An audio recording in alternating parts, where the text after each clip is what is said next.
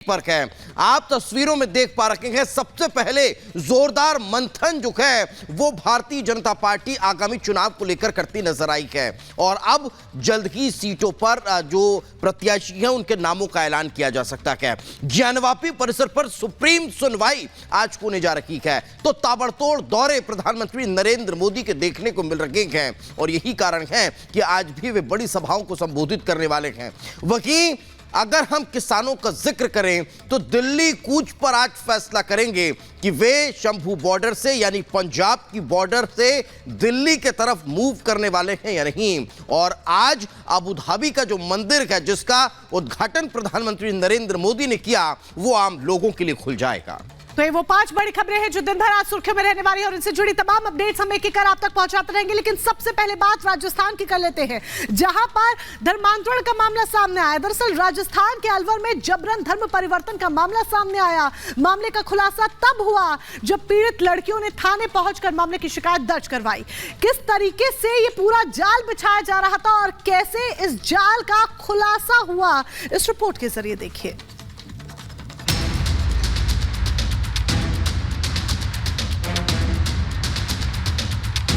राजस्थान के अलवर में जबरन धर्म परिवर्तन का मामला एक बार फिर से सामने आया है। द केरल स्टोरी फिल्म की तर्ज पर यहां लड़कियों को धर्म बदलने और मुस्लिम लड़कों से दोस्ती के लिए दबाव बनाने की कोशिश की गई।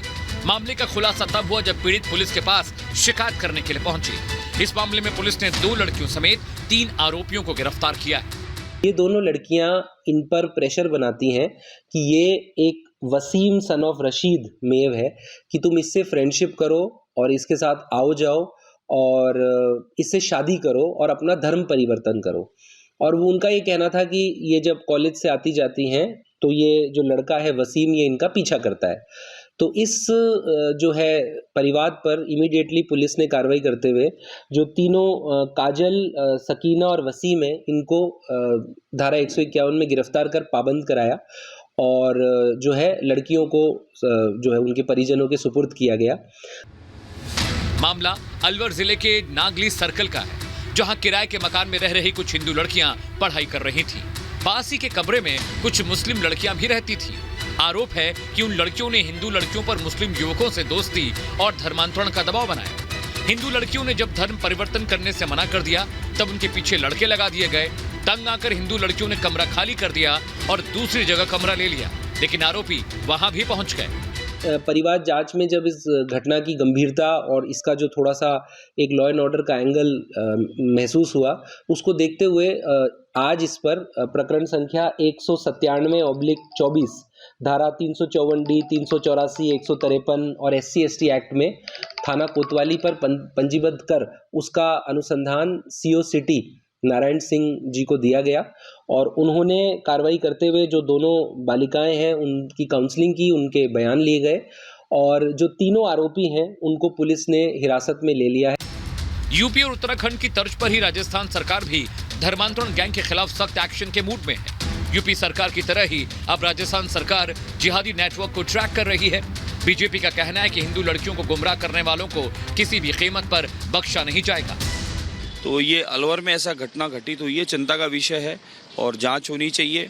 इससे संबंधित पता चलने के तुरंत बाद राजस्थान सरकार ने 2 लोगों को गिरफ्तार किया है। आगे कार्रवाई चालू है और अब तो पूरा इस संगठन की जांच भी होगी और जो इस प्रकार के संगठन हैं या ऐसे जिहादी सोच के लोग हैं जो लोगों को प्रेशर बना के धर्म परिवर्तन का या लड़कों से दोस्ती करो इस प्रकार का जो काम करा रहे हैं, उन सब का अब तो खुलासा होना चाहिए, जाँच होनी चाहिए। पुरानी सरकार के एक्टिव ना होने के चलते राजस्थान में कन्वर्जन गैंग के हौसले बुलंद थे। जबरन धर्म परिवर्तन का मामला राजस्थान के लिए नया नहीं है, लेकिन बीजेपी सरकार के सत्ता में आने के बाद अब इन मामलों पर लगाम लगने की उम्मीद है। Bureau report, Republic Bharat. और अब बात अबू धाबी के उस भव्य मंदिर की करते हैं जिसका प्रधानमंत्री नरेंद्र मोदी ने उद्घाटन किया था। वो मंदिर अब आज आम लोगों के लिए खुलने जा रहा है जिसमें आम लोग दर्शन कर पाएंगे। देखिए 1 मिनट की रिपोर्ट। संयुक्त अरब अमीरात में बने पहले हिंदू मंदिर को आज से आम जनता के लिए खोल दिया जाएगा। 14 फरवरी को पीएम मोदी ने अबू धाबी में बने भव्य हिंदू मंदिर का उद्घाटन किया था, जिसमें आज से श्रद्धालु सुबह 9 बजे से रात 8 बजे तक दर्शन पूजन कर सकेंगे। साथ ही मंदिर प्रशासन की ओर से सप्ताह में एक दिन सोमवार को मंदिर दर्शनार्थियों के लिए बंद रखने का फैसला लिया गया है। बता दें कि अबू धाबी के पहले हिंदू मंदिर का निर्माण नागर शैली में किया गया है। 27 एकड़ क्षेत्र में फैले मंदिर को करीब 700 करोड़ रुपए की लागत से तैयार किया गया है। मंदिर की ऊंचाई 108 फुट की है, जो वास्तुशिल्प और अपनी भव्यता से पूरी दुनिया को अपनी ओर आकर्षित कर रहा है। मंदिर की दीवारों में महाभारत और रामायण के साथ 15 अन्य कहानियों को भी दर्शाया गया है। मंदिर का निर्माण राजस्थान के गुलाबी बलुआ पत्थरों से किया गया है। Bureau report, Republic Bharat. बात उत्तर प्रदेश की करते हैं। राज्यसभा चुनाव में समाजवादी पार्टी को झटका देने के बाद बागी विधायक अयोध्या पहुंचे। रामलला के दर्शन के बाद मनोज पांडे ने समाजवादी पार्टी पर जमकर निशाना साधा है। क्या कुछ उन्होंने कहा है सपा के लिए, इस रिपोर्ट के जरिए देखिए।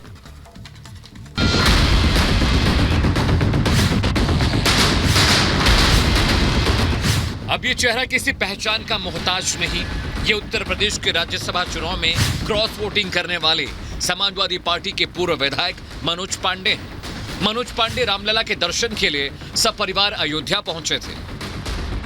प्रभु राम के दर्शन के बाद विधायक मनोज पांडे ने कहा, उन्हें सपरिवार प्रभु श्री राम के दर्शन का सौभाग्य मिला है। समाजवादी पार्टी के नेताओं के रामचरितमानस पर सवाल उठाने और गलत बयान देने के सवाल पर मनोज पांडे ने कहा, जिन लोगों ने सनातन और धार्मिक ग्रंथों का अपमान किया है, उनका समूल नाश हो गया। भगवान प्रभु राम के ऊपर हमला हो, भारत माता के ऊपर हमला हो, सनातन पर हमला हो, ये अधिकार न भारत के संविधान में और न एक स्वस्थ और सभ्य समाज में किसी को दिया गया है। जो इसका अपमान करेगा, जो गलत टिप्पणी करेगा, उसका अस्तित्व समूल रूप से नष्ट हो जाएगा। मनोज पांडे के अलावा क्रॉस वोट करने वाले एक और पूर्व समाजवादी पार्टी विधायक अभय सिंह भी प्रभु राम के दर्शन के लिए अयोध्या पहुंचे थे। अभय सिंह ने समाजवादी पार्टी पर आरोप लगाते हुए कहा कि उन्हें अयोध्या में रामलला का दर्शन करने से रोका गया। अभय सिंह ने कहा कि हम सभी प्राण प्रतिष्ठा कार्यक्रम में शामिल होना चाहते थे, पर हमें इसके लिए निमंत्रण नहीं मिला। इस पर हमने विधानसभा अध्यक्ष से प्रार्थना की कि हमें अयोध्या ले चलें। समाजवादी पार्टी को छोड़कर सभी दलों के विधायक अयोध्या दर्शन करने पहुंचे थे। हमें रोका गया था, ये कष्ट देने वाला था। जब भगवान राम के दर्शन के जाने के लिए बात हुई तो उसके लिए भी रोक दिया गया दल की तरफ से। ये बहुत दुखद रहा और इस दुख को कोई बर्दाश्त नहीं कर पाया। बहुत से विधायक हैं। तो भगवान राम हमारे आराध्य हैं, हमारे पूज्य हैं। संजोग से हम लोग उसी खानदान परिवार से अपने आप को मानते हैं कि हम उन्हीं की पीढ़ियों में से हैं, और हम लोगों के लिए अगर इस तरीके से प्रतिबंध लगता है या न जा पाएँ, दर्शन करने ना आ पाएँ, तो ये बहुत दुर्भाग्य की बात है। समाजवादी पार्टी के पूर्व नेता मनोज पांडे ने अपना दल कामेरावादी की नेता और सपा विधायक पल्लवी पटेल को लेकर भी एक बड़ा बयान दिया। मनोज पांडे ने कहा कि उनका भी काम नहीं बन पाया है। उनको आत्ममंथन करने की जरूरत है कि कहां खड़ा होना चाहिए और कहां क्या बोलना चाहिए। हमने उनका भी काम नहीं बन पाया है। उन्होंने प्रयास किया था, काम नहीं बन पाया है। तो वो उनकी किसी बात पर हमको कोई जवाब नहीं देना। उनको आत्ममंथन करने की जरूरत है और दिमाग को एकाग्र करने की जरूरत है।